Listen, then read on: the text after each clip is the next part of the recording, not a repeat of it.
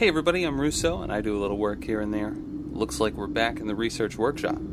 And we're back onto those louvered closet doors. Except this time, we have a new revision. You see, these are the original louvered doors that I made. And like I said before, they're really just too chunky. They're very thick, especially in scale, which, again, I understand would not be a concern for most people. But, I asked myself about it, and if I'm going to have to look at these forever, then I want them to look how I want them to look, which, doesn't have to be right necessarily, but it has to be close enough. That is, if the dimensions are skewed in some way, or rather, if it is meant to be a caricature of some object, then that warping of the dimensions needs to be subtle at best, at worst. Or, at most, whatever. In short, I guess it just can't look like this. This is very thick by my standards. So this is 12 layers of 110-pound cardstock, and here is my new version of the door. This one actually has a knob,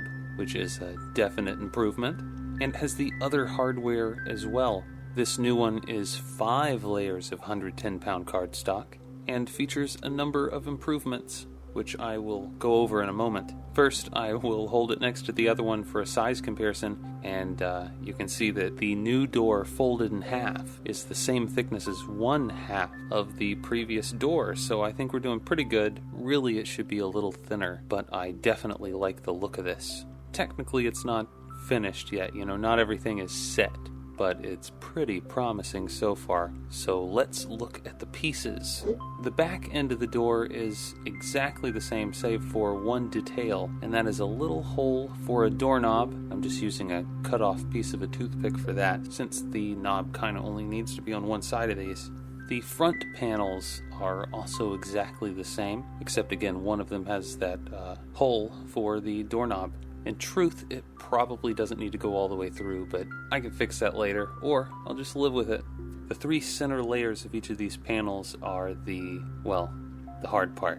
One side of each of them is very thin. This one is just open, but there are a couple of more that have what will be the louvers cut into them. And the reason that one side is thin is so I could put pieces of paper clips in there. You'll notice on the finished one, there's a little bit of metal sticking out at each corner.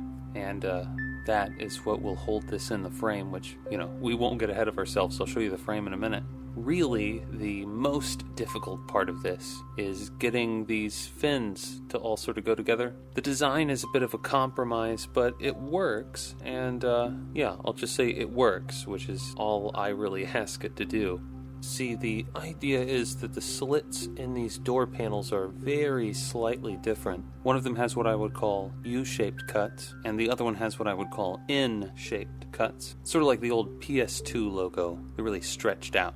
But depending on which panel it is you're putting together, that will determine which way you need to bend these things. But they'll bend in opposite directions because the cuts are in opposite directions, and that open piece goes in the middle of them. So rule of thumb is to bend them to the inside, which is easier said than done when you have to glue these things together. So my tip to you, if you try to do something like this, or rather the thing that worked for me in this situation was to overbend all of them so that they would very easily, or as easily as possible, slide into one another with glue on it. And you want to take your time, but you have to go quick enough that the glue doesn't dry. You can reinforce it later, but it's a whole deal.